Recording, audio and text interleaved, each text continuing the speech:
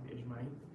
اللهم اجعل تجمعنا هذا تجمعا مرحوما واجعل تفرقنا من بعده تفرقا معصوما.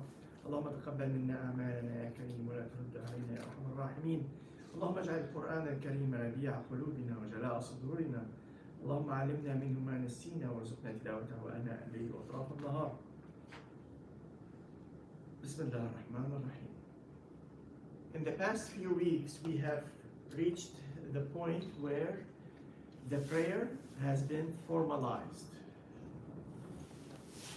Muhammad sallallahu alaihi wasallam is establishing the society in Medina, sallallahu alaihi wasallam, putting the rules and the regulations, putting the laws and constitution and the constitution. So he has to come up with this unified environment that would encompass everyone.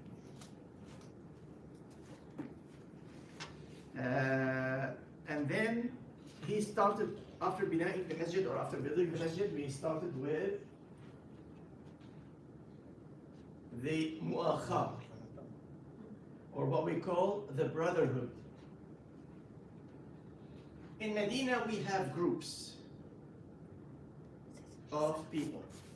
We have the helpers,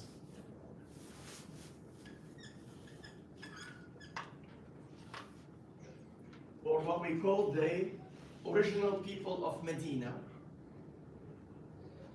Ansar.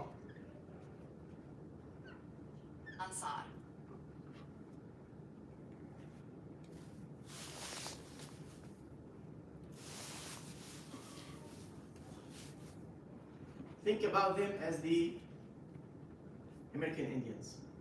They are the owners of the land. Then we have Muhammad sallallahu alaihi wasallam group who came from Mecca, and they are called the immigrants.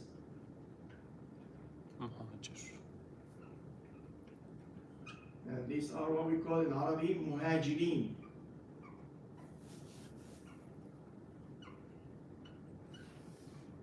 And then we have the Jews.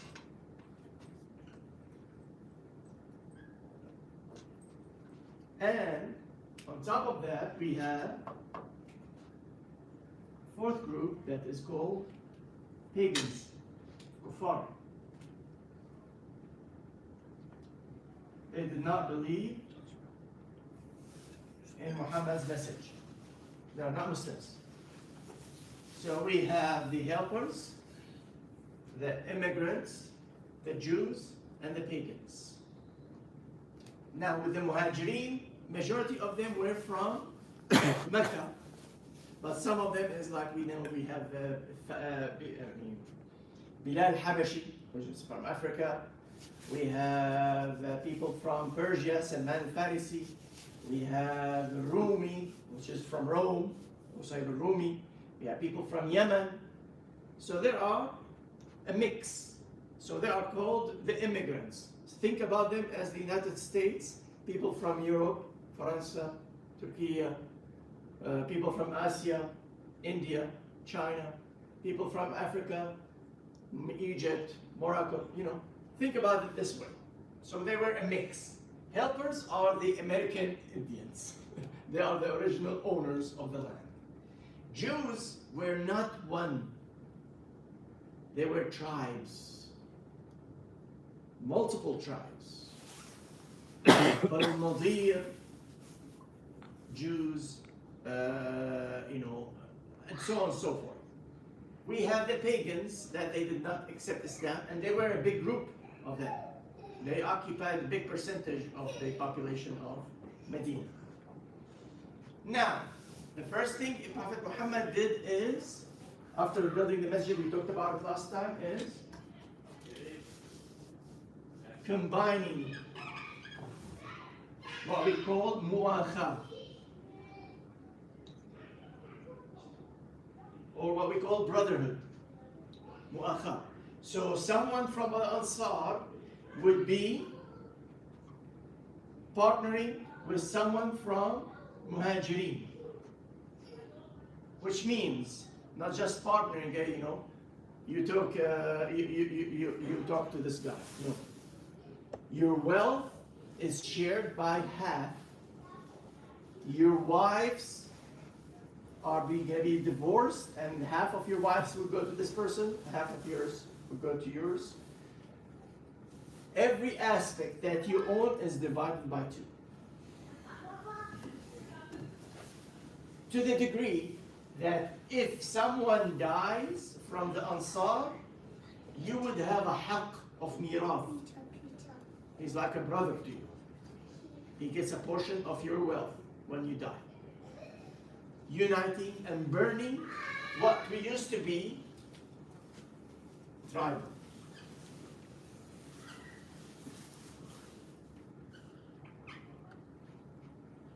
Tribalism, or I am from Banu Hashim, I am from Banu Mudar, I am from Yemen, I am from Rome. No. Abolishing this. No nationalities. One, and he called it mu'akha, and at the conclusion of this, he ended up with a product that is called ummah.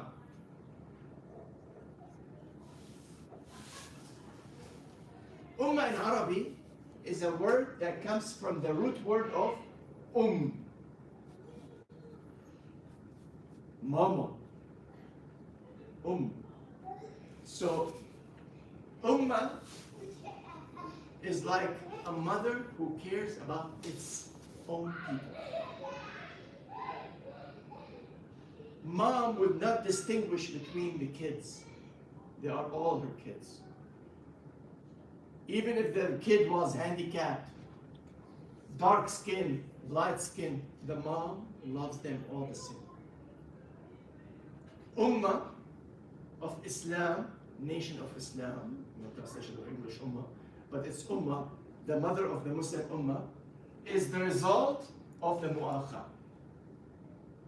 So from now on, don't tell me that you are muhajir. Don't tell me that you are an immigrant. This is what we call citizenship. You are a Muslim, you have equal rights, regardless where we are from. Equal. Now, to abolish something that is deeply rooted in this Arabia Peninsula, which is the tribalism. I am from the tribe of Turkey. I am from the tribe of Syria. I am from the tribe of Egypt. It is very hard to get rid of it and go to what we call the Ummah. In the Quran, it instructed Prophet Muhammad sallallahu alaihi wasallam that وَجَعَلْنَاكُمْ يَا أَيُّهَا النَّاسُ إِنَّا خَلَقْنَاكُمْ مِنْ ذَكَرٍ وَأُنْثَى وَجَعَلْنَاكُمْ شُعُوبًا وَقَبَائِلَ لِتَعَارَفُوا إِنَّ أَكْرَمَكُمْ عِنْدَ اللَّهِ أَتْقَاكُمْ. So there is no complete destruction of tribalism because nation exists. You have the people who are Turkish. You have the people who are Arabs. You have people who are Africans. You would have people from India. There's no problem with that. But it should be under one word, Ummah, first. Same thing here in the United States. We say, I'm an American Turkish. If you say it the other way, they will not be happy. I'm American Muslim. Okay. The first is Ummah, and then your background. Like first and last name. So, your citizenship now is a Muslim. Number 2, it's okay if you have a different background, different nation, and you apply their habits. Wallahi, in Turkey, we used to invite, guests on so and so. This is our habits. I'm just giving you an example, okay? As long as it is not contradicting with the constitution and the laws and the regulations of the Muslim Ummah? It's okay. And we call it urf. Wallahi, if you get a ceremony, I mean, the Turkish people normally would have a ceremony after marriage that they invite people. I'm just giving you an example. And this is only for Turkish. Is that invitation halal? Yeah. But this is their culture. So this is where we came up with, instead of tribalism, to something that is called culture. In Arabic it's called urf. For Islam it is called urf. Urf. Got it? Tradition, culture. My culture do it this way. It's okay. This is okay. But don't tell me that I'm from the tribe of, before you say Ummah. Ummah is Islam. I'm a Muslim, Turkish. It's okay. I'm a Muslim, Hindi. It's okay. I'm a Muslim, American. That's okay. There's no harm. Well, in America, we used to have what we call Thanksgiving. This is our habit here in the United States. Well, if it is not contradicting with the laws and regulations, you're good. This is your habit, okay, you can celebrate it. As long as it does not hurt your religious rules. I'm just giving you examples. I'm not going to discuss this as halal or haram. I'm just giving you an example. All right, so this is what we call urf. Clear? Now, those two different groups of Muslims were melted in the word of called mu'akha, or brotherhood, or sisterhood. And when that was happening, Muhammad sallallahu alaihi wasallam made sure that, they match. He's not going to get someone who's like not matching and match him with the other person. He was orchestrating that match in a status, in whatever kind of, putting that in background when he did the mu'akha. Now, we have the pagans. The pagans did not accept Islam, but they are also lived in Medina. They are original citizens of Medina. They are the American Indians of Medina. But they did not accept Islam. So Muhammad ﷺ has to put some regulations about it. There are the Jews from different tribes. Banu Qurayza, Banu Mudayr, all of these, they are also small nations. He has to put up with those people. Citizenship in Islam is La ilaha illallah, Muhammadun Rasulullah. Ashhadu an la ilaha illallah wa ashhadu anna Muhammadan Rasulullah. You get the citizenship. All right. So, Muhammad sallallahu alaihi wasallam, who does not know how to read and write, established the Constitution. The first written constitution ever made on this earth. Written document. He would say it, and the Muslims who can write will write it down, but it's written. And the Constitution was talking about 4 different rules. And we call it the treaty. So the Constitution or treaty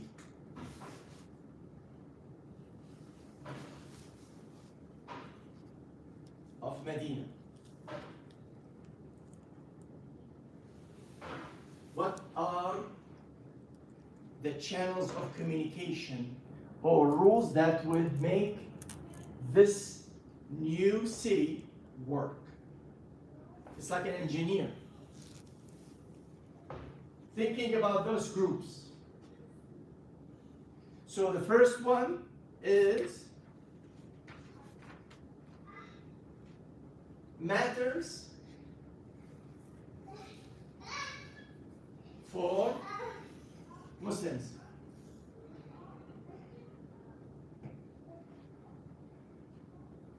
how the Muslims will communicate with each other. The rules and regulations. If they fight, what's going to happen? The inheritance rules. And all these were coming through the verses of the Quran that are coming in Medina. That's the reason when we read the Quran, we have the Medina chapters and the Meccan chapters. The Medina chapters are all rules and regulations. Inheritance, how to distribute the money, divorce, marriage, business, how to conduct a business, how to write a contract. Everything is mentioned in the Quran. And all of these ayahs were revealed to Prophet Muhammad ﷺ in Medina. So, that's the treaty. The treaty length in the United States, the Constitution page is like about 2 pages. Muhammad ﷺ came up to 4 to 5 pages.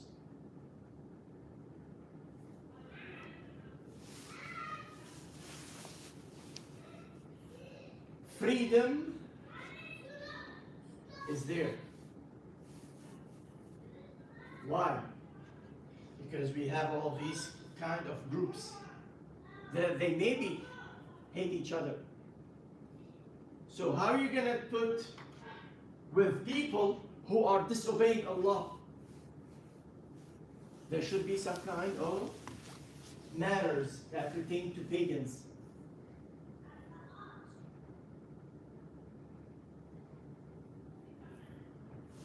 Matters that pertain to Jews. And matters that pertain to all. So that constitution gave the rules and regulations for every individual group.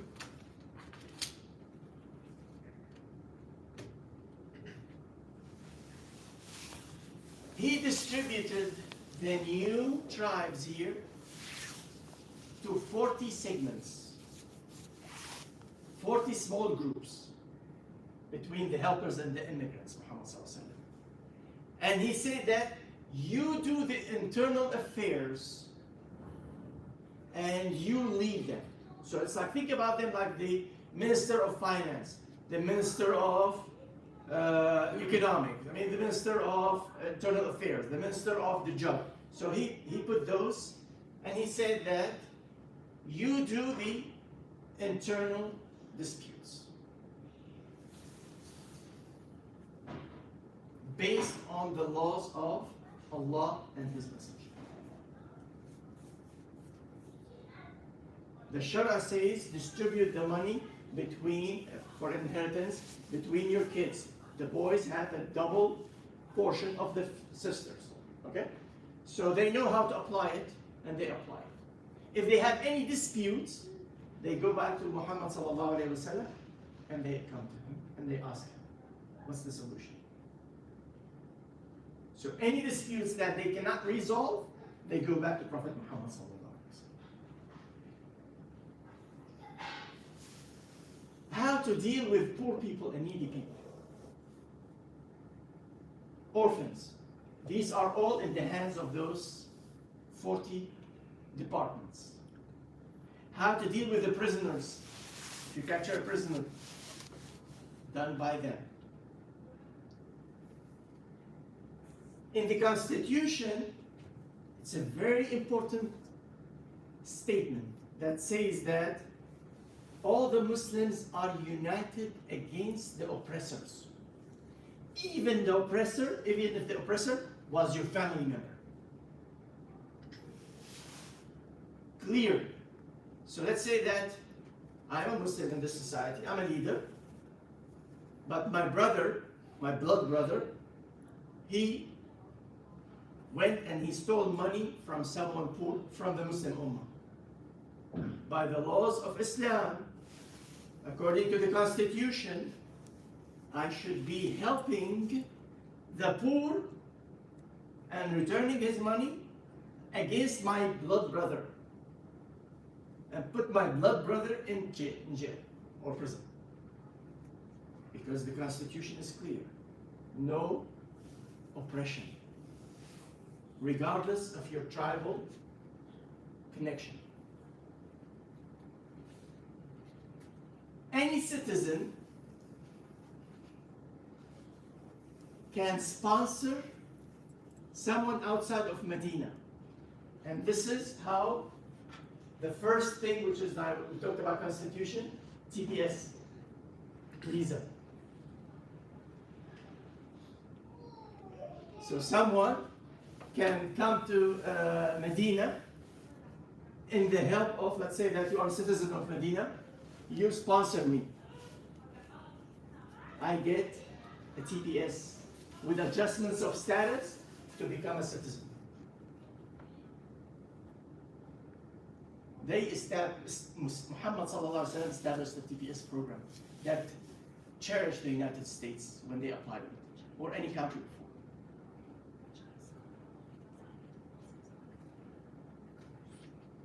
The Jews, they felt that they have took their freedom.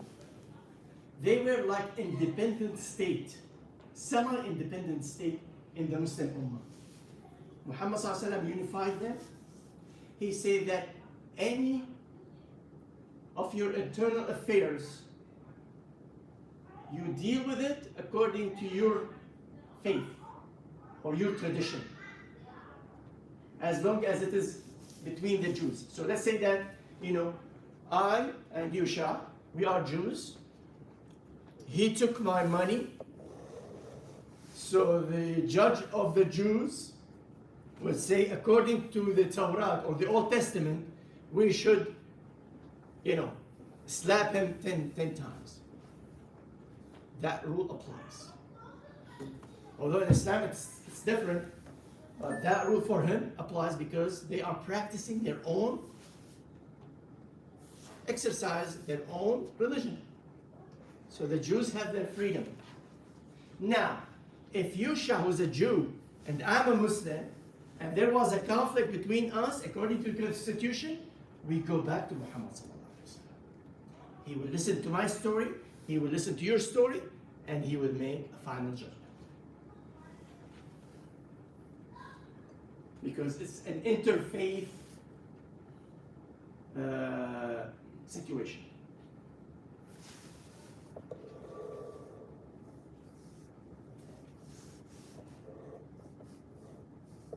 That's the all. Now, the state of Medina is growing. It has a future army. It has a future khazina or bank system.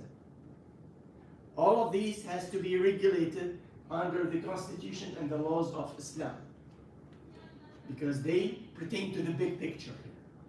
You cannot get the pagans to say that, oh, we have the say-so when we do a war. No. No. You are with us.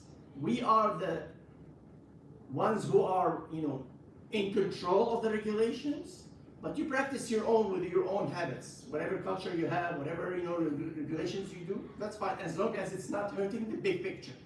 So we have the small picture and we have the big picture, which is the Muslim Ummah. So for the pagans, there is in the constitution, you should not work with the Quraysh to fight us. You can still be a pagan, that's fine, but don't go behind our back and sneak, and sneak information back to them, or hurt us because you're hurting the Muslim Ummah. This is a no-no. This is against the constitution. Same thing for the Jews. Don't work with the enemies of Islam and stab us from the back. You will cherish with us. You are under our protection. We will protect you. Our job as a big society to protect these groups. But in return, don't stab us from the back. In the constitution, if a Jew decided to become a Muslim, he has the rights to become a Muslim. Muslims do not go to the Jews and tell them, hey, you should become a Muslim. No. By choice. Freedom of religion. But don't fight us back. You can live with us, but don't hurt us. Same thing for the pagans. They hate Islam. And Muhammad made them live in his society. Don't fight us. If you want to become a pagan, that's fine. We're not going to kill you. You are a citizen. You are like one of us. We protect you, but don't do bad things against us.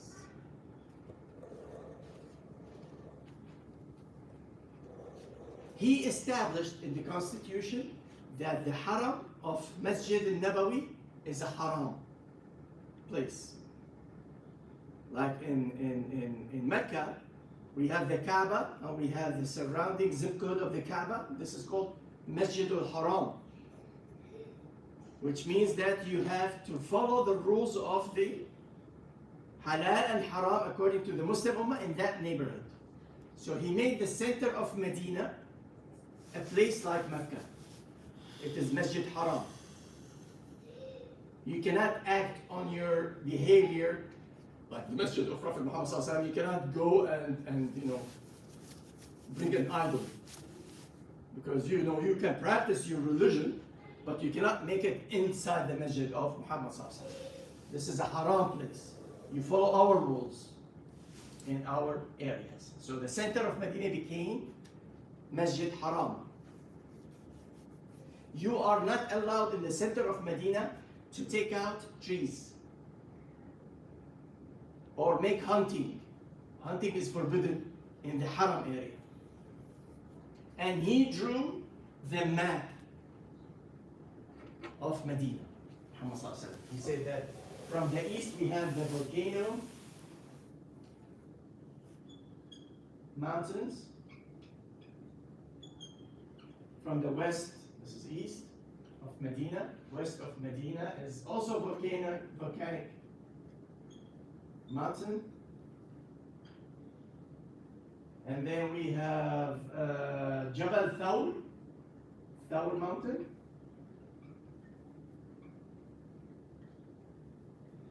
And we have Ayr mountain from north. So basically he drew the map of Medina based on geography, geology, like mountains, this is going to be the borders of our city. Whoever, by the Constitution, any of those citizens decide to leave the city of Medina, he's free to do so. Border security, like checkpoints. You want to leave the country of Muslim, you can leave. It's free. How about lands? Land. This is the land. Who is the owner? Who is the owner of the land? Muslim Ummah. But they divided that or no? I mean, if you have your property, he's not going to take it away from you. Remember, the real owners are the helpers. The original citizens of the Medina. Muhammad Sallallahu Alaihi Wasallam did not take it away, but he did the mu'akhara. They already divided out of their wealth between them and the new people who came.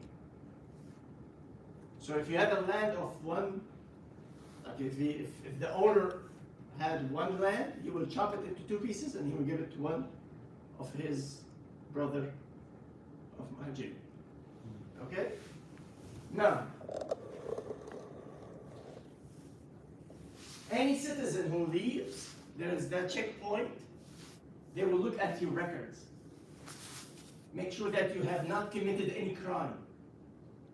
If you have committed any crime, you're not allowed to leave. Why? Because you have to have the sentence. You are obligated by the rules and regulations of that country. Otherwise, you're gonna be going away, and nobody can capture you. If that person went and killed someone, and he wants to run away, he has to be sentenced. He's wanted. FBI wanted, CIO. I mean, this is the regulation. That's how the other nations started. From here. But if you have clear record, so we're not going to ask a question why you're leaving. No, we're free. Is it a part of the Sharia law? Got it. So if there's someone problem in that city, if he leaves, it's good for city. Like if they But he keep has them, to serve the crime.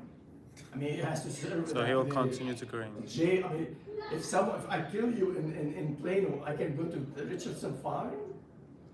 So they want to They keep have to put secure. you in jail. You have to get the rights. He's got to pay the price. You have to pay the price. You killed someone.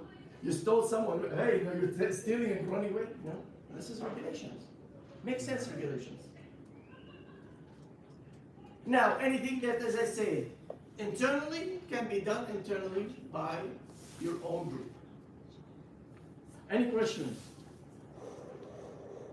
Kind of irrelevant, but those volcanoes, were they active back then? No. Got it. They were a long time ago, but they were like. Got it. But by the way, when you go to Medina, you would look like them. They look volcanoes, Right. but they are like long, like millions of years ago. Got it. Interesting. So there was a pagans and the other. So pagans, Jews, and Muslims. You said the pagans was the majority, and why they? No, big portion, not majority. Big number. Big numbers, yeah, the big population. Big, but not small, like not 1% or 2%, maybe 10, 20, 30. Okay, like that. Yeah, not the majority.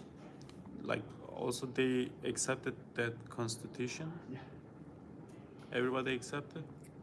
Nobody said like Remember no, what no, did we don't, before? we don't I accept it. explained that a few weeks ago when they did the treaty of when they were in Mecca. Mhm. Treaty number 1, treaty number 2, they said that we are ready to accept you, Muhammad, we will protect you. So this is the Pagans. results. Quick question. Yes. Sorry. So the pagans were the descendants of Arabs, right? No, any, but yeah, but It could be anyone. Could be Jews. I mean, they did not want Islam. They did not want the Jews. Well, what about the Jews? Were they like Arab descent back then? There are some around here. They are cousins. Got it. I mean, Jews are the cousins of Sam. They are Sams. So they spoke Arabic, right? I mean, when they say anti-Semitic, it's not right because we are Semitic. We are Sam and they are Sam. Oh, got it. It doesn't make sense when you hear like someone, oh, your Arabs are anti-Semitic. No, we are the same. Right. We come from Sam, you know. So would you happen to know back then that they speak Arabic to communicate? No, they used to speak Hebrew. Hebrew. Okay, interesting. But this, with business, they used to do like business. They have to learn the language of that land, and the language that land was Arabic. So they would do bilinguals. Right. But among them, they speak Jews. I mean, Hebrew. So if you speak Arabic, can you comprehend Hebrew? Partially? Got it. Because the Hebrew is the old Arabic. Interesting. What the pagans believe. Idols. What? They believe idols, pagans. I mean, they don't want to believe in Allah. I mean, they believe in Allah, but they have partners with them, Kushkin, Kuffar. Okay. Now, these are the regulations that, as I said, by time, they were coming from Allah subhanahu wa ta'ala in verses of the Quran. Any disputes, they come to Prophet Muhammad sallallahu alayhi wa sallam, and he will listen the story from both parties, and Allah would reveal to him what is the appropriate solution. But this is how Islam starts. This is the Sharia law, which is the United States law. If you look at it, it's exactly the same thing. Leading, borders, protection, making sure that everyone is freedom, no tribalism. Don't say that you can stay with the urf, which is, I'm Romanian, I am, Turkish. That's fine. The United States will not kick you out. But guess what? If the United States would change its constitution, it would not become the United States. Any item from its constitution of the United States, if they say that, okay, you know what? no more freedom of religion, the United States would disappear. It's not going to work. It's not going to be, I mean, it's not disappear, but it's going to be not the #1 country in the world.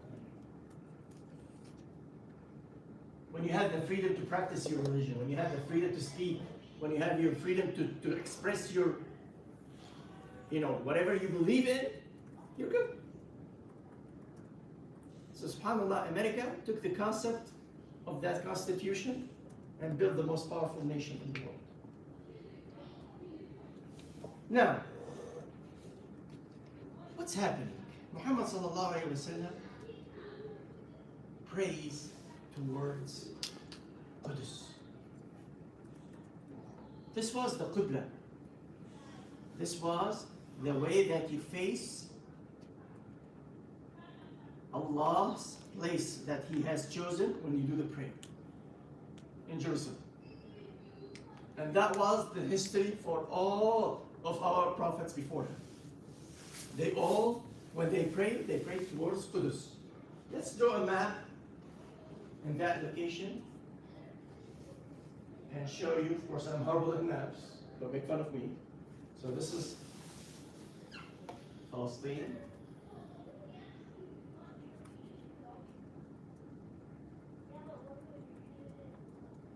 This is Saudi Arabia.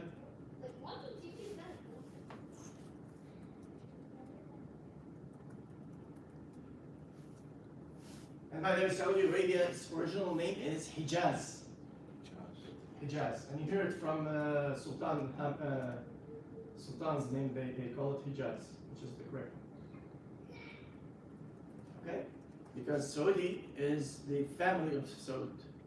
It has nothing to do with the history. This is new. The old original name is Hijaz.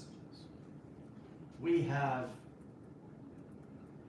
here Jeddah, which is on the Red Sea. It's a port in Jeddah. And then we have Mecca.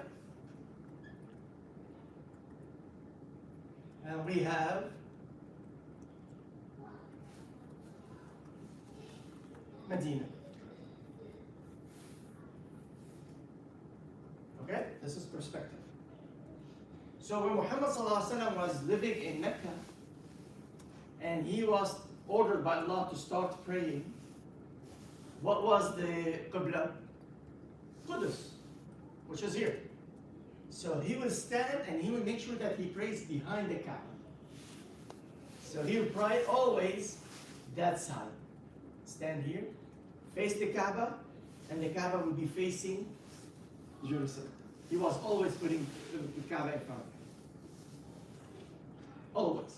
He left Mecca and he went to Medina. Where is the Kaaba? Where is the Qibla? North. Where is the Kaaba? South.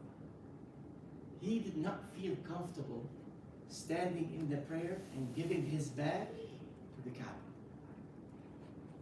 Because Kaaba is that way, and Qudus is this way. And according to the religion of Allah, when He ordered him to pray, He ordered him to pray towards Qudus. Out of love for the Kaaba, he always prayed to Allah, "Oh Allah, give us the Kaaba as a qibla." That's Muhammad sallallahu alaihi wasallam. Now Muhammad sallallahu alaihi wasallam, when he did dua, he did it two different ways. The dua quietly and not an urgent dua. He would raise his hand and he will look down and he will make dua silently. But if it is an urgent request from Allah subhanahu wa ta'ala, he would raise his hand till the Sahaba sees his armpits. And he will look up in the skies and he will make a dua loud. So the Sahaba used to hear him during the daytime every few minutes, or every period of time, doing this and making the dua, "Oh Allah, grant us the Qibla of the Kaaba." Allah was not answering. At the night time would do the same thing, but nobody hears him because he's in his house. But outside, when the Sahaba is around him, he would just raise his hand and he makes that dua. Some of the narrations say that he went to Jibreel, who was, bringing him the Quran, and he told him, "Oh Jibreel, you have been chosen by Allah to be special among the angels. Try to intervene with Allah subhanahu wa ta'ala to convince him to make us a new Qibla." He's asking Jibreel, who is the best, closest to Allah subhanahu wa ta'ala from the angels, and he's the best of the human being, trying to change it. And Allah revealed the Quran. That in short, Allah is saying that we have seen you, Muhammad, looking everywhere, trying to make this dua for us, to change the Qibla. All the directions of this earth is from Allah. We own basically everything, Allah is saying. And we will grant you a Qibla that you will be happy with. So basically, I am answering your dua. It was Fajr time when he was doing the prayer towards Qudus. Jibreel came with this verse at Duha time. Muhammad sallallahu alayhi wa sallam gathered the Sahaba and he said, "We are facing towards the Kaaba." That's the Dhuhr time. One of the Sahaba prayed with Prophet Muhammad sallallahu alayhi wa sallam in the Dhuhr prayer. He heard him saying that we have changed the prayer direction, because as I said, if you are doing this way, this is Jerusalem, this is the new Qibla. The total opposite, 180 degrees. So that Sahabi saw the declaration of Prophet Muhammad sallallahu alaihi wasallam, and he went for his business after the Dhuhr prayer. At Asr prayer, he did not come to the masjid of Prophet Muhammad sallallahu alaihi wasallam. He went to his local masjid. And that local masjid, they were praying towards Qudus. And they started Asr. He came late. And he declared, the Qibla has changed. The Qibla has changed. It is toward the Kaaba. And this is where the believers were standing facing the Qibla in the midst of the Asr prayer, do a rotation, and finish the Asr prayer in the right direction. And that masjid is now Masjid al-Qiblatain. How did they change the Imam? Imam walked through the others. They can walk. Because this is a declaration by Allah. They were happy. Good question. All the Muslims were happy that they have owned their Qibla. And if Allah gives you the Hajj or Umrah, inshaAllah, to visit that masjid, you will see the mihrab, which is facing the Kaaba, and you go back towards the exit where you put your shoes, and you will see a door where the old mihrab was. People get confused with this story. They think that Muhammad was praying in the Dhuhr, and Jibreel came to him in the middle of the prayer and he changed. No, he did not change. He did the Asr, Fajr in one direction, and Dhuhr and future prayers in the other direction. It's the Sahabi who was attending the first meeting with Prophet Muhammad during the Dhuhr. He's the one who informed them, and they turned. And I have no name of that person. But it's the Sahaba. All right? Now, who's going to make fun of them?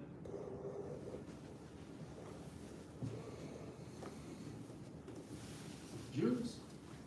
What happened to your faith? We prayed from Ibrahim all the way, from Adam all the way to you, and you are facing the right Qibla. Now you're changing it to the opposite direction? They started mocking the Muslims. Again, he gave them the treat to be nice, but they don't deserve it. Anyway, so what's the answer? SubhanAllah, the answer was simple. Allah sent another ayah. If you face east or if you face west, this is my property. I choose whatever land I want it to be special to me in this ayah. The pagans, he's changing, his Rabb is changing him, changing the directions. When Muhammad said that, okay, where are we going to pray now? Oh, the Kaaba. Oh, okay. Well, you should be proud because they believe that the Kaaba is the center of the Qibla. So they were like, so subhanAllah, there was always an answer for every mocking that happened, and it was a satisfying answer. All right. So we talked about the Ansar and Muhajirin. What about those that they were left? Because the Muhajirin were growing in numbers, and the Ansar split, they're done. There's no more Ansar to match the Muhajirin. We came to what we call the people of Sufa. The people of Sufa is the people who were not able to get their match from the helpers. So they are financially, because they are immigrants, they left everything behind. Some of them came with their own clothes.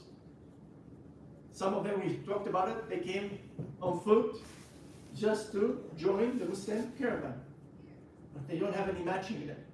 The population of Ansar is done. They are all distributed.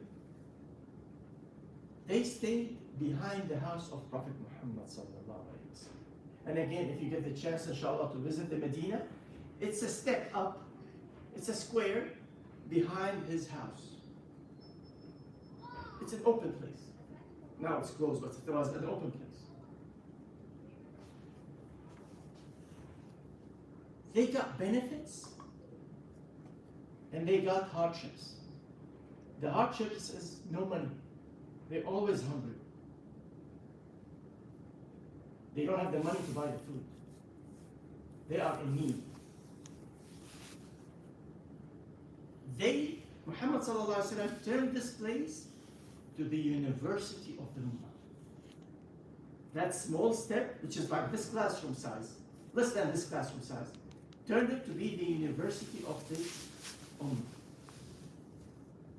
So the people, where majority of them, they were singles. Men and women will go and live in there homeless, but they will learn directly from Muhammad sallallahu alaihi wasallam, because this is the neighbor of the house. This is a son. Let me draw it for you so you would know exactly what I'm talking about. These are the rooms of Prophet Muhammad. This is the masjid.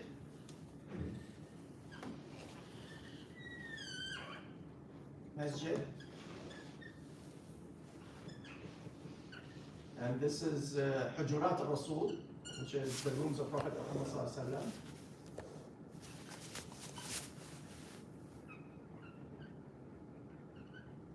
Upon him. And here,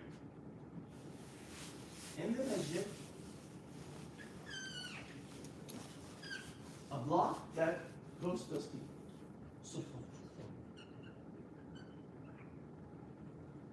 It's like a dormitory. Like a dormitory, kind of. It's not open. There's no. Nothing. It's open. If it rains on them. Nothing.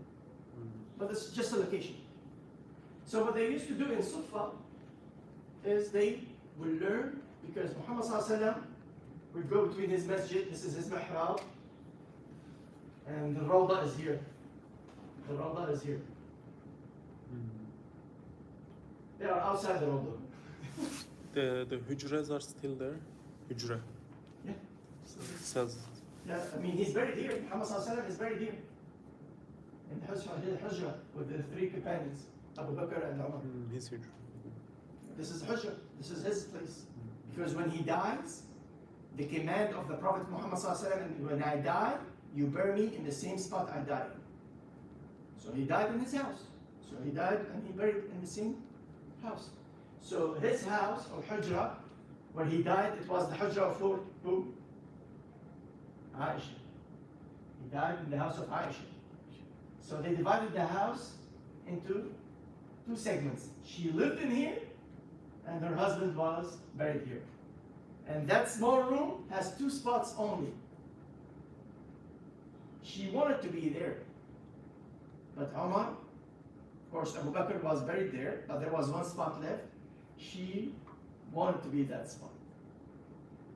But Umar, when he was stabbed, radiallahu anhu, he sent his son to take the permission from Aisha. And he's the Khalifa, he's the king. He doesn't need to ask, he can command. Out of respect, can I just be next to my friend, my companion? And she was, overwhelmed with that answer, and she gave him the permission. So he was happy that he was going to be buried next to Prophet Muhammad. And it was full. There was no more space. How about the other hijra? Or his other wives, because he had other wives. We'll talk about those in the future, but I'm just saying that, let's remember, he's already married to one now, two.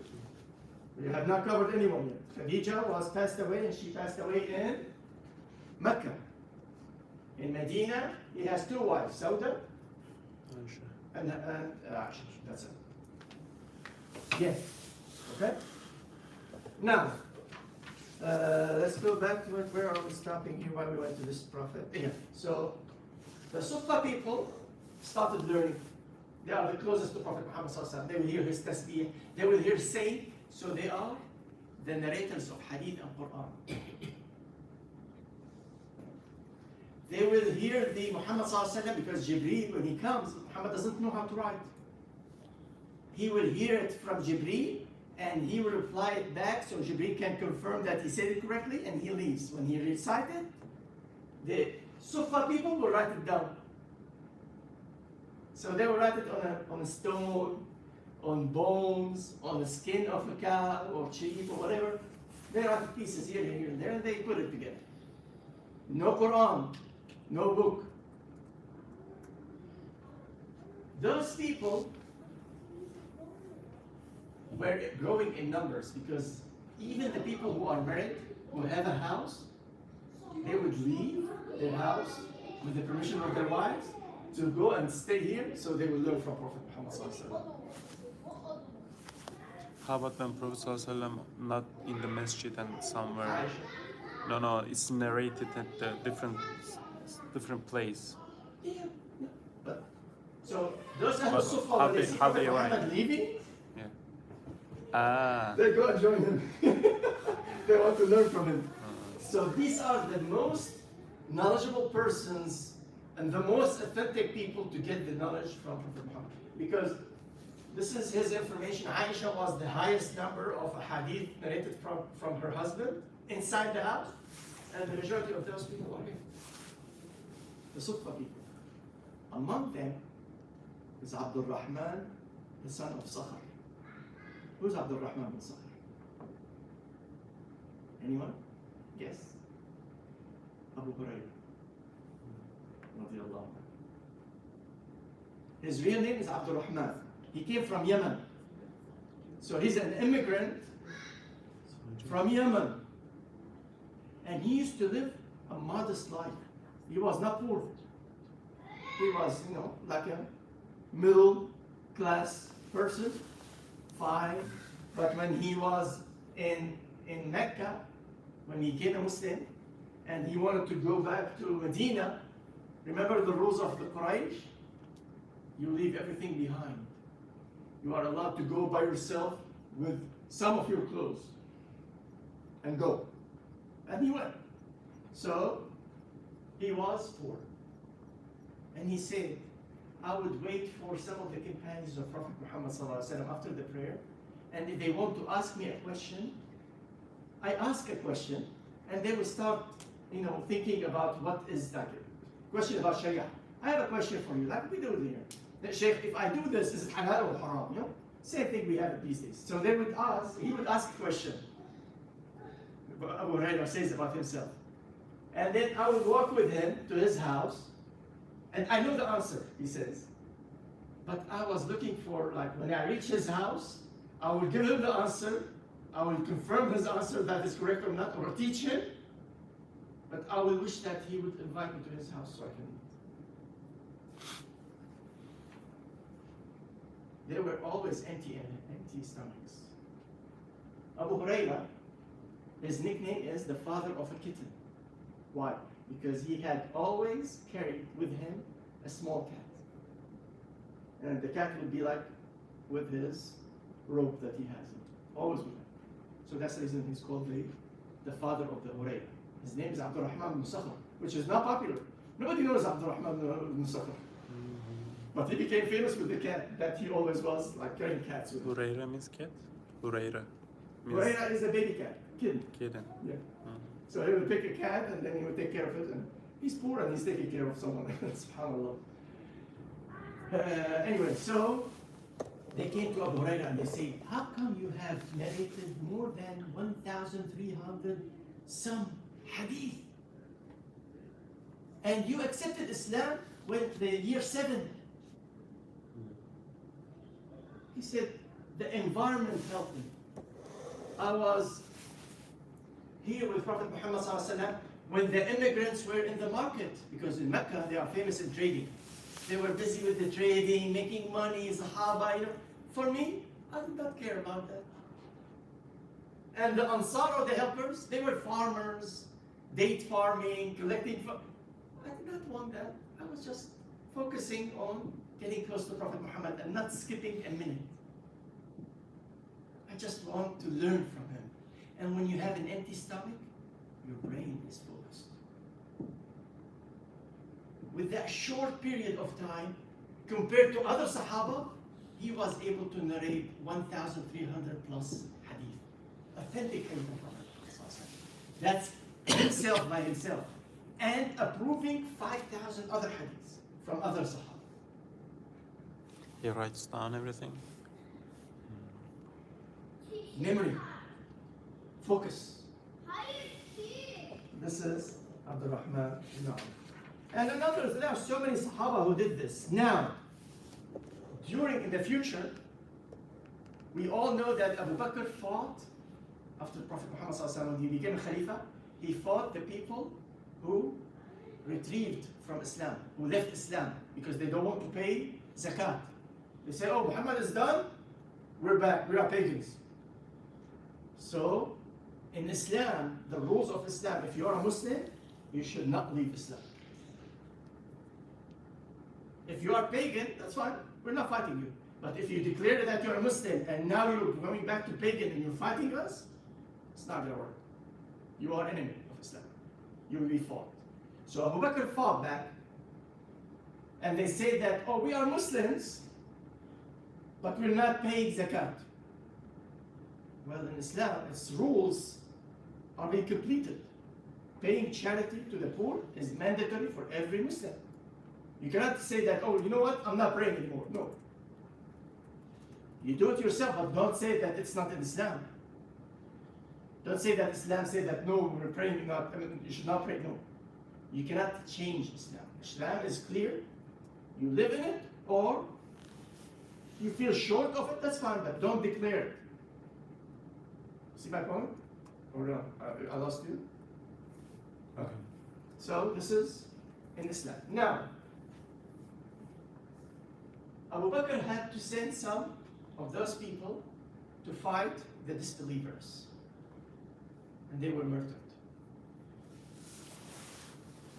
Umar came to Abu Bakr and he said, we need to find a solution. They are the flash drives of knowledge of Islam. We're going to lose it. I'm afraid that the Quran will be lost. Then Umar, with Abu Bakr, with the command of Umar, presented the Quran, and we have it. And the same thing for the hadith. والعصر إن الإنسان في خسر إلا الذين آمنوا وعملوا الصالحات وتواصوا بالحق وتواصوا بالصبر. Sorry I made it so long, but it's, I gave you so many weeks vacation. So-